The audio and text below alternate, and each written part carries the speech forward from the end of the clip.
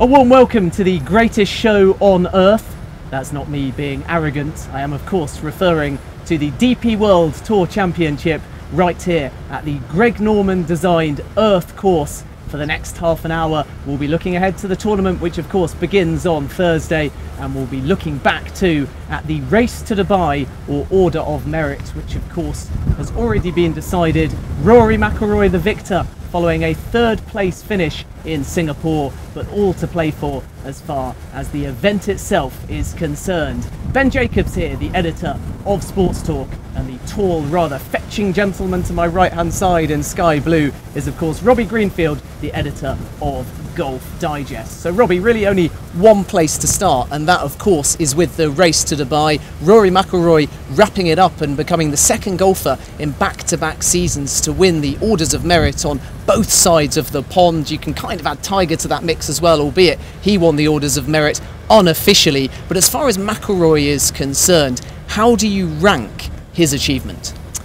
I think it's a phenomenal achievement at such a young age, Ben. I think when we look back on Rory's career, we'll regard 2012 really as a landmark year for him. It was the year that he established himself as the clear world #1 golfer, and the first person in this state of flux that golf has been through over the last 4 years since after Tiger Woods' demise, to really establish himself as the dominant force in golf.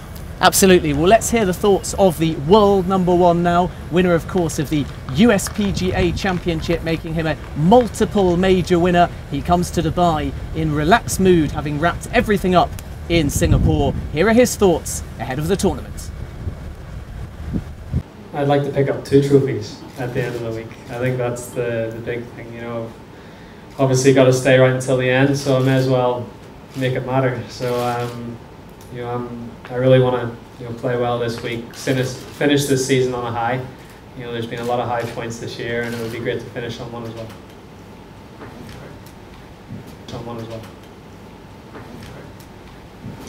Hi Rory, obviously the fact that you've got the Race to Dubai wrapped up is testament to your fantastic form, but nonetheless it makes the finale a slight anticlimax as far as the Order of Merit is concerned. So would you like to see the format change to always have something at stake in the final event? No.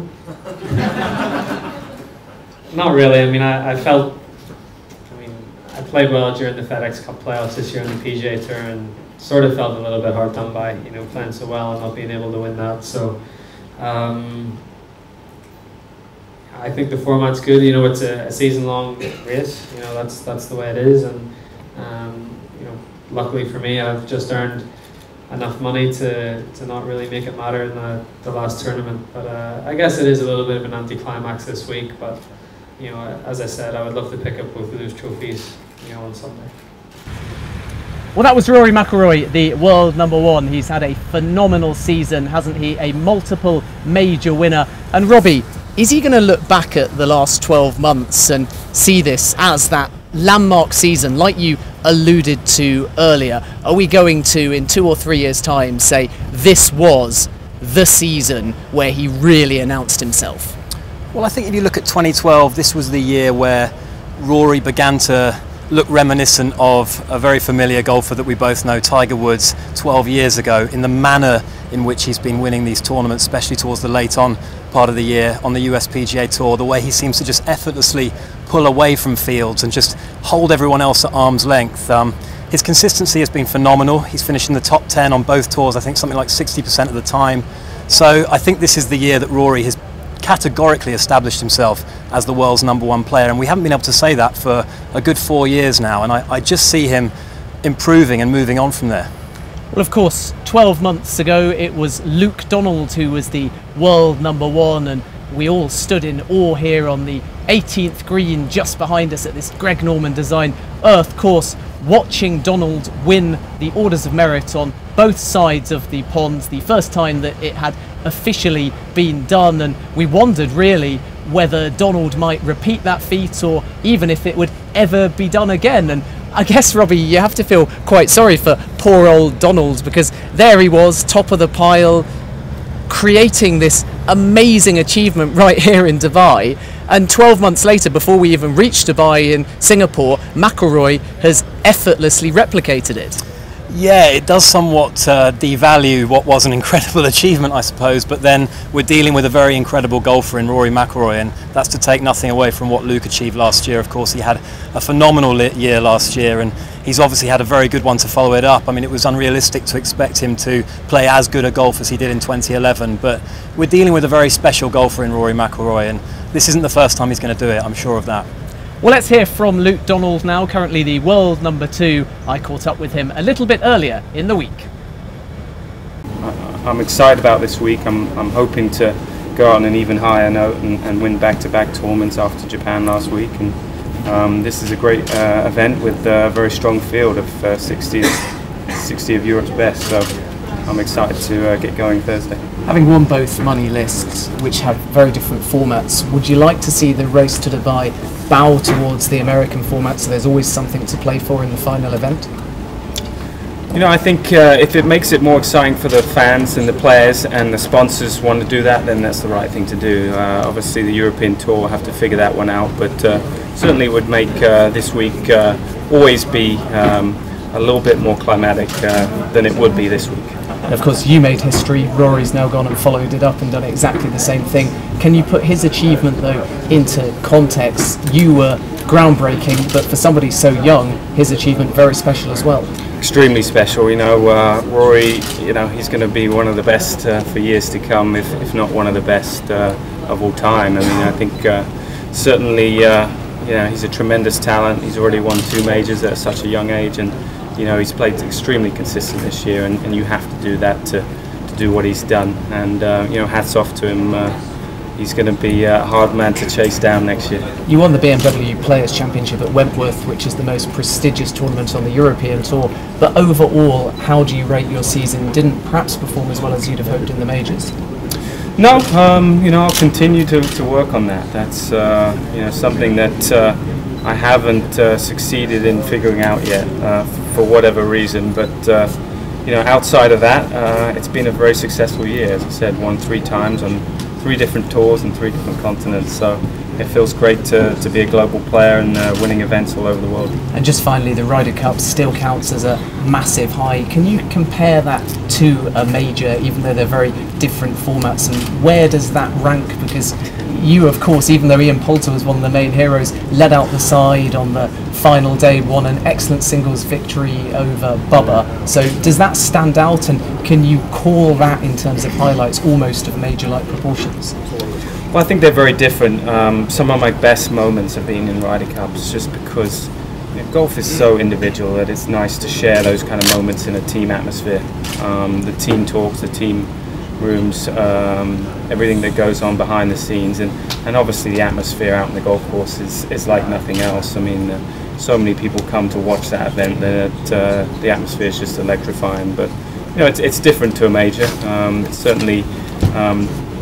It certainly has produced some of the best memories of my golfing career so far. So that was Luke Donald speaking to me a little bit earlier on the world #2. A season of consolidation for him. The victory at the prestigious BMW PGA Championship at Wentworth, a Ryder Cup Hero 2. Fantastic singles performance by him against Bubba Watson at Medina Golf and Country Club. But he was disappointing, you would have to say, in the majors. Tied for 5th at the British Open, but at the US Open, when he was in excellent form, Robbie, he missed the cut, and really nothing special either in the other 2 majors, finishing in the early 30s. And sadly, golfers are judged on whether or not they win a major, and Luke is, with all due respect to him, getting on a little bit. Is he ever going to win a major? We've been talking about it for many years now, Ben, and I personally do believe he will win one. It's obviously you know, a situation that he hasn't quite got to grips with yet. He's won big tournaments, obviously the Wentworth PGA back-to-back, and he's won the Accenture World Match Play as well, so there's no doubt that he can win the biggest events in golf. But I think it's a mental hurdle with Luke in the majors, and he hasn't quite figured it out yet. I have to disagree with you. His name is Donald, and I think he's going to retire with a major duck. However, he might be able to win the tournament here, although if we now look at the DP World Tour Championship Dubai, it tends to be that the big hitters, the bombers, prevail. And although Donald has a very exciting and solid short game, previous winners, Alvaro Quiros last year, Robert Carlson, and of course Lee Westwood in the inaugural 2009 event, those names would suggest that the DP World Tour Championship Dubai is more tailored to someone just a little bit longer than Luke Donald. Well, it does play 7,500 yards, which makes it difficult for the slightly shorter hitters, and that's not to say that Luke is a short hitter. He just isn't quite in the category of Alvaro Quiros and Carlson, as you mentioned. It makes it a bit more difficult for them to take advantage of the par fives and make birdies by hitting the green in two. They've got to rely on their wedge play. There's no doubt, though, that whoever wins here has to putt extremely well, because these greens are very treacherous, they're very quick, and you're not going to win here unless you putt extremely well. Well, last year we saw drama right here on the 18th green behind us. Alvaro Quiros holing a putt for eagle from 40 feet with about 6 feet of break on it. And the beauty of this course, particularly the final 4 holes, is you're always guaranteed drama. All of them, 15, 16, 17 and 18, have a risk-reward element. And a little earlier in the week, Robbie Greenfield, the man alongside me, the editor of Golf Digest, and Wayne Johnson, the head pro here at Jumeirah Golf Estates, had a look at the stretch. Hole 15, a short par 4, is the beginning of a fantastic final stretch. A straight hole played uphill, it's nothing but risk and reward. A low attracts everything to the left of the fairway, which pushes up right under the green. This tee shot has to be played to the left to get the best possible reward. The green slopes away towards a deep low. Now, the par 4 15th at Jumeirah Golf Estates Earth Course, by the standards of this very long Earth course at 7,600 yards, is a makeable birdie chance. It's 370 yards long, but it could play anything up to 290 or 300 yards, which would open the door up for big hitters of the European Tour to have a go at the green in one. Now, Wayne, what's the strategy on this hole for the top 60 players on the European Tour? Because, you know, it could be anything from a 4-iron to a driver. Especially on the first day when the tees are further back, it's playing 370. The guys don't want to get in trouble off this tee. There's lots of bunkers on the hole. The tendency will be to carry the first set of fairway bunkers with 3-wood, leave themselves a nice approach, wedge play into the green, hopefully make a birdie from that position. However, when we move the tee box further forward, brings all the field into play. They can carry the ball up towards the green here, give themselves a great chance of making birdie, even eagle. So on 2 of the days, this is a must-make birdie hole. If you're going to win this tournament, you want to make at least 3 birdies out of 4 throughout the week. From the tee back here at 370 yards, obviously that's out of range of even the biggest hitters. Quite. What would be the club selection here? Would we see a lot of irons being hit off this tee just to position themselves to hit that full wedge shot into the green? Certainly, definitely. The shorter players are going to probably take 3 or 4 iron, play up the left-hand side of the hole, give themselves maybe an 8-iron into the green, take the bunkers out of play completely. The longer hitters may take 3-wood, carry the first set of fairway bunkers. There is a good landing area there, leaves himself a nice approach play in with a wedge. Ian Poulter, for instance, he's probably going to play layup with a 4-iron a couple of days, take his chances playing in from there, but on the days when the tee's further forward, he can definitely reach the green from that position. Great, well, let's head up to the green and we'll have a look at the nuances of the 15th green. We're up here on the 15th green on the Earth course now. Now, although the players are extremely accurate with a driver, from 300 yards, the likelihood is that they probably will miss the green and be faced with a shot that we're going to see a lot this week at the Earth course, particularly with this new rough, Wayne, that has been grown in for this year's championship. Now, it's changed a lot from the years that Lee Westwood won back in 2009 when he tore the course apart and shot -23, I think, for 4 rounds. How is this different? Very much so. What we've done the past 2 years, we've oversown the golf course with a ryegrass. So what that means is that the predominant grass here is Bermuda. Thrives in heat, so it's great for summer. However, in the winter months it goes a little bit dormant, has a tinge of brown. So what we do for the tournament to really strengthen the golf course, the look of the course, but also to make it a little more difficult for the players, we put a ryegrass in play. That grows up nice and strong, gives a great vibrant green colour to the course, but also, as you can see, brings a whole dimension, a new dimension of how much more difficult shots from around the green are. So Lee's 23 under par nowadays might take a little bit of doing. As you can see, the ball is now sat down in the fairway grass around the green. It's a lot longer than most amateurs get to play the course from, so the grass is a little more difficult to play the shot from. The key thing the players are going to do in this situation, take a sand iron, play the ball quite back in the stance, keep the weight on the forward foot, and the players are trying to hit what we'd call quite a heavy shot. They want to explode the ball out of this longer rough, to have the best chance of getting up and down and making birdie. Let's try one. So we've opened up the face of the sandbag, we've got the ball quite well back in the stance, keeping the weight on the forward leg, and now it's quite a long and lazy swing. By playing it that way, you're going to find that the players can pop the ball out of the longer grass, have a chance of getting up and down for birdie. Hole 16 is significantly longer than the previous hole. It's a dogleg right played over water to a broad fairway that slopes away from the tee and will carry long drives just that little bit further. The large lake to which the fairway slopes influences the entire fairway right up to the green. Again, this is a high-risk shot which will give you the most reward onto the green. Okay, so we're here on the 16th tee box now, where the 15th was an obvious birdie opportunity. This is the precise opposite. This is a hole where the players will be looking to make their par and just get out of there and move on to the next. It's a very demanding par 4, 484 yards in length, sloping from left to right down towards the water, and a very treacherous approach shot. Now Wayne, it's a difficult tee shot, isn't it? Because the players want to leave themselves as flat a lie as possible in order to hit what is a very difficult approach. Very much so, Robbie, and really the players here, the shorter hitters in the field, are going to play down the left-hand side, take out the bunkers that are centre of the fairway. The bigger hitters in the afternoon, when it's down breeze, can actually carry the fairway bunkers. Even though they're at 300 yards from the tee, they can carry the fairway bunkers, give themselves a much shorter approach into this quite tricky green, and so that's really going to be a play for the longer hitters, whereas the left-hand side of the fairway is going to favour the shorter hitters. Great, well we're going to go down to the fairway and take a look at some of the approaches that these players are going to face. We're here on the 16th fairway. Now, hitting a good drive is only half the battle here. The fun really starts when you actually have to hit your approach shot into the green. We're actually in a position where someone has hit it could be an Alvaro Quiros, Wayne. He's hit a very good drive here, well over 300 yards, and he's left with a fairly short shot into this very daunting green. Now, what's going through a player's mind on a lie like this, where his feet are above the ball? He has to make several adjustments. Key thing for players in this situation is first make sure they aim a little bit further left of target.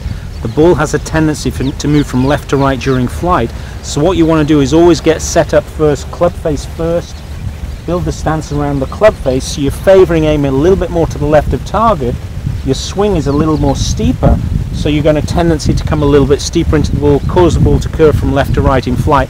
That's going to be one of the biggest keys on this particular hole. Because last year we saw a lot of golfers, Rory McIlroy included, actually going to the water off this approach shot. Now that sounds like a pretty fundamental error to make if you're a top touring professional. Why are these guys falling into that trap of hitting their shots into the water here? On the final day, what you're going to find is the guys are chasing. The guys want to make birdies, as many as they can coming in to really post a good score. The pin position on this hole is always cut to the right hand side, brings the water into play, so any slight mishit shot is going to catch that water. They're going to finish with a double bogey. If they want to play smart, play to the centre of the green, walk away with the 4, but it does mean that they've taken away that opportunity to make that valuable birdie on the closing holes. A 4 will be a tremendous score on this hole. Let's move on to 17. The 17th hole was loosely based on sawgrass. It's a fantastic but precise short par 3. This iconic hole is a true island green. Club selection is crucial for this hole. Wind from any direction will make it very difficult, with the tight island green surrounded by a selection of bunkers offering maximum protection. Now, come late on Sunday afternoon, we could be set for a grandstand finish. So fittingly, here we are on the 17th, just by this island green, a hole that was originally modelled on the TPC Sawgrass, the stadium course. And it's very much a stadium atmosphere here on every day of the DP World Tour Championship, with the left back bar providing refreshments and this fantastic grandstand. Now, Wayne, although this was originally based on the 17th hole at Sawgrass, which is a very short par 3, this actually presents a very different challenge to golfers, doesn't it? Very much so. It plays a lot longer than TPC at Sawgrass, the 17th. It's a hole that doesn't intimidate the tour pros anywhere near as you would find in America. So what the challenge here is, in the afternoon when the wind's picking up, it really favours the guys who can control ball flight, can control distance. So players who know how to play those shots under the breezy conditions, they're going to have the best opportunity to make birdie on this hole. The pin is cut normally on the top left hand corner here, so really that type of player, good ball strikers, good with distance control, they're going to have the advantage in the afternoon breeze. Now with sawgrass, of course, when players miss the green, they're inevitably in the water. That's not the case here. When they miss the green here, they often fall into these deep swales that we can see just over here. Now, what's the technique that you would use to extricate yourself from that position and still save par? They're either going to fall out into one of the greenside bunkers, and it's a pretty straightforward bunker shot for that level of player. If they miss the bunker, the tightly mown fairway presents a different challenge. Something like a fairway metal, get the ball to pop and roll up the hill is probably going to be the best way to ensure that you don't make too big a score. Walk away with a par here, you're going to go on to 18 with a good chance to really create an eagle or birdie opportunity to finish the round with. It's time for the closer. Let's head to the final hole of the earth course.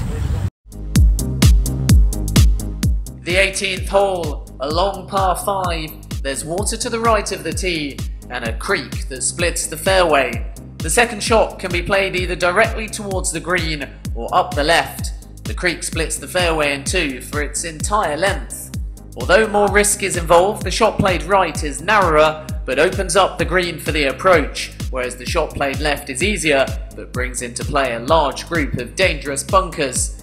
The green is raised and uphill from the fairway with the creek off to the left. A true challenge for the ultimate finale. Plenty of drama expected here.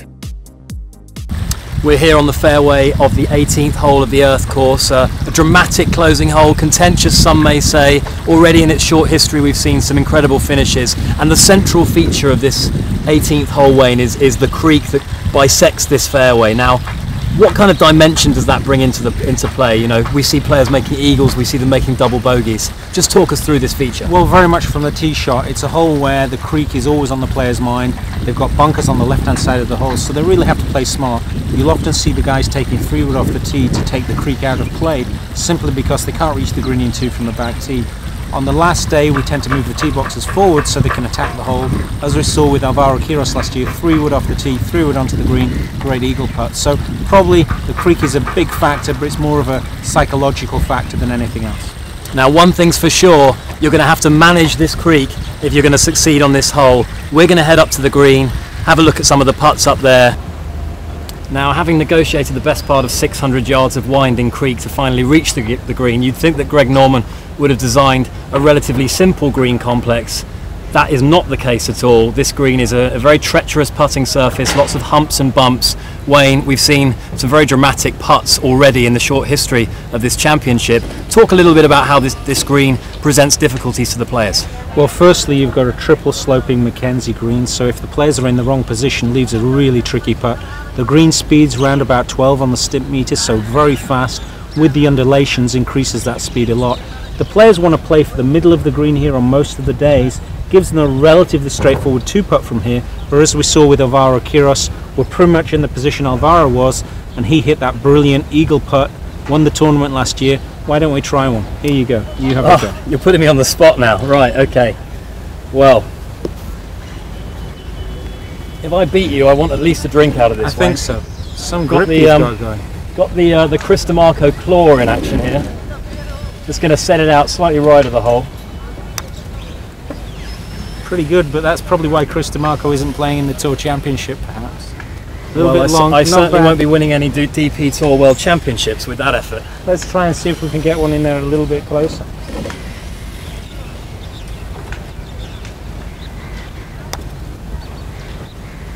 Got to run up the hill a little more. Robbie, we need to go and get some putting tips, my friend. I think we need to take a measurement there, Wayne, because I think I may actually be slightly closer there. That's all from us. Those are the final 4 holes of this magnificent earth course, sure to provide a lot of drama throughout the week. So that was Robbie and Wayne Johnson, the head pro here at Jumeirah Golf Estates, having a look at the stretch. Let's just hope that the golfers putt a little better than Robbie's effort, which frankly was shocking. Now then, all that's left is prediction time. Let's put Robbie on the spot, the editor of Golf Digest Middle East, for the DP World Tour Championship Dubai. Who's your money on? Well, I'm going to look for a long hitter to prevail here. It's 7,500 yards as we spoke about. I'm going to go for South African, who's on a good bit of form at the moment. He's had a great season, Louis Oosthuizen. Very powerful player, very good putter. I think he's perfectly suited to the earth course, so I'm going to go for him this week. If I had to pick an outsider, I'm going to go for Henrik Stenson, who's come back into a little bit of form. He's just won down in South Africa. He loves playing in Dubai. He's a bomber of the ball. He thrives on confidence. So if I had to pick an outsider, I'm going to go for Henrik, and I'm going to put you on the spot now, Ben. And I'm going to ask for your predictions, and everyone here will see how badly you flop, I think.